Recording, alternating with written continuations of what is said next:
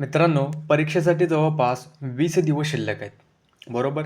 आणि असं आपण ॲझ्युम करू की पॉलिटीची तुमची ॲटलिस्ट कमीत कमी एक रिव्हिजन तरी झाली असेल.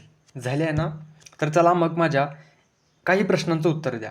बघा, माझा पहिला प्रश्न तुम्हाला असा आहे की फायनान्स बिल टाईप 1 जे आहे, ठीक आहे, फायनान्स बिल टाईप 1साठी प्रेसिडेंटच्या रिकमेंडेशनची गरज असते का?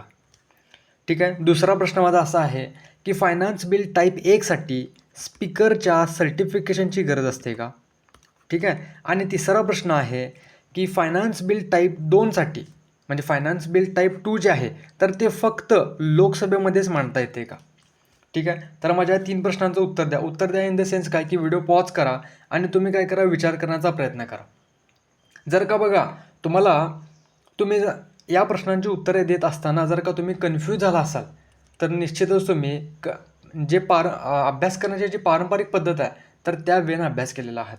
तर आता गरज काय बघा की आपल्याला थोडंसं नेक्स्ट लेवलला जाऊन कम्पॅरेटिव्ह स्टडी करणं गरजेचं आहे, जेणेकरून आपल्याला एक्झाममध्ये काहीही कन्फ्युजन राहणार नाही. तर चला मी तुम्हाला कम्पॅरेटिव्ह स्टडीच्या माध्यमातून फायनान्स बिल आणि मनी बिल यांच्यामध्ये काय फरक आहे, ठीक आहे, मनी बिल आणि फायनान्स बिलचे जे 2 टाईप आहेत, ठीक आहे, याच्यामध्ये आपल्याला बरंच कन्फ्युजन होते की कोणासाठी प्रेसिडेंटच्या रिकमेंडेशनची गरज आहे, ठीक आहे. त्यानंतर बघा की कोणासाठी स्पीकरच्या सर्टिफिकेशनची गरज आहे आणि कोणतं बिल हे फक्त आणि फक्त लोकसभेमध्येच मांडू शकतो, ठीक आहे. जर का तुम्ही कम्पॅरिझन थ्रू लक्षात ठेवण्याचा प्रयत्न केला, बघा मला पुढची फक्त 5 ते 7 मिनिटे द्या, मी तुमचे सर्व कन्फ्युजन दूर करेन, ठीक आहे. तर चला स्टार्ट करूया. बघा,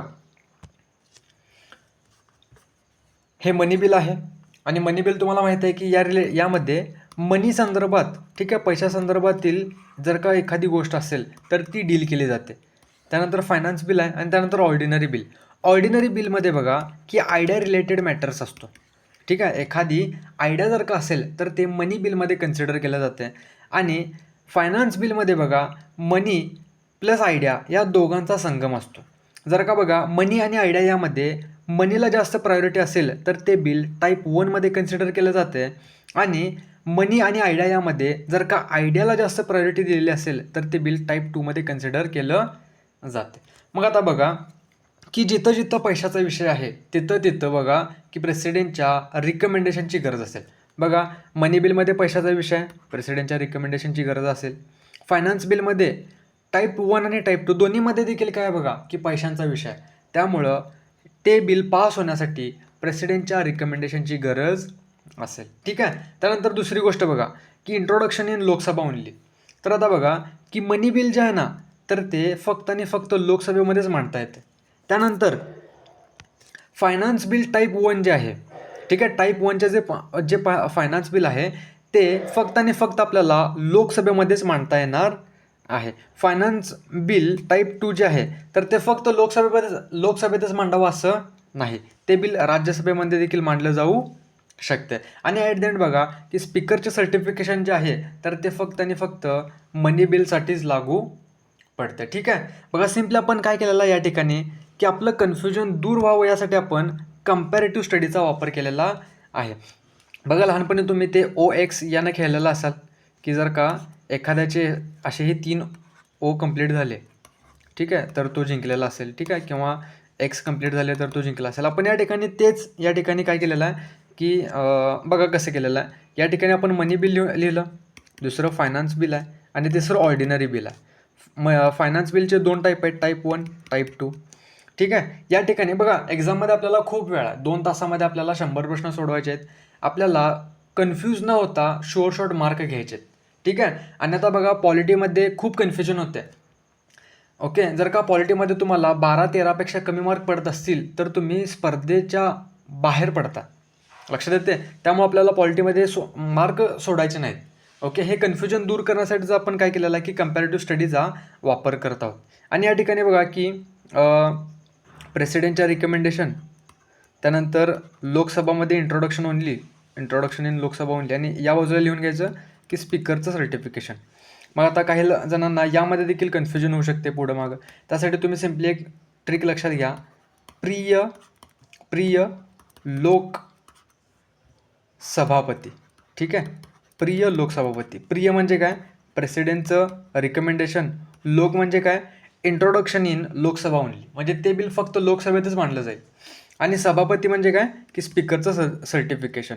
सिम्पली तुम्ही या ठिकाणी अशा या म्हणजे या टिक जरी लक्षात ठेवलात ना, टिक जरी लक्षात ठेवला तरी देखील तुमचं कन्फ्युजन काय होणार आहे, दूर होणार आहे. आणि तुम्हाला म्हणजे या गोष्टी काय करणार आहेत एक्झाममध्ये चांगला स्कोअर करण्यामध्ये हेल्प करणार आहेत. आय होप की तुम्हाला हे लक्षात आलं असेल. जाता जाता बघा अजून एक 2 पॉईंट आपण लक्षात घेऊया जे यामध्ये मेन्शन केलेलं नाही आहे. तर बघा की असे काही बिल असतात ना ज्यामध्ये लोकसभा आणि राज्यसभा यांच्यामध्ये म्हणजे हे समसमान नसतात. ठीक आहे. मग आता बघा की मनी बिल संदर्भात बघा लोकसभा आणि राज्यसभा यांच्यामध्ये लोकसभेला जास्त प्रायोरिटी दिली जाते. म्हणजे लोकसभेला प्रायोरिटी देणं इन द सेन्स काय की हे बिल जे आहे तर म्हणजे मनी बिल जे आहे तर ते फक्त लोकसभेतच मांडलं जाते. मनी बिलला स्पीकरच्या सर्टिफिकेशनची गरज असते. ठीक आहे. आणि मनी बिल संदर्भात बघा राज्यसभा काही त्यामध्ये अमेंडमेंट देखील करू शकत नाही. ठीक आहे. त्यामुळं लोकसभेला काय केलेलं आहे की मनी बिल संदर्भात जास्त प्रायोरिटी दिलेली आहे. आणि हे सोडून सर्व बाबीमध्ये म्हणजे फायनान्स बिल टाईप 1 असेल, टाईप 2 असेल आणि ऑर्डिनरी बिल असेल, यामध्ये या सर्वमध्ये लोकसभा आणि राज्यसभा यांच्या पॉवर सेम आहेत. लक्षात येते. हा एक पहिला पॉईंट लक्षात घ्या. आणि दुसरा मुद्दा बघा की जॉईंट मीटिंग, संयुक्त बैठक. संयुक्त बैठक ही फक्त मनी बिल संदर्भात होत नाही, बाकी सर्वांसाठी संयुक्त बैठक होऊ शकते. लक्षात येते. आय होप की तुम्हाला समजलं असेल. मित्रांनो, जर का तुम्हाला याच पद्धतीने की एक पारंपरिक पद्धत बाजूला ठेवून कंपॅरेटिव्हली पॉलिटी हा सब्जेक्ट कवर करायचा असेल, पॉलिटी सब्जेक्टची रिव्हिजन करायची असेल, तर तुम्ही नक्की आपल्या polity revision through comparative study या कोर्सबाबत विचार करू शकता.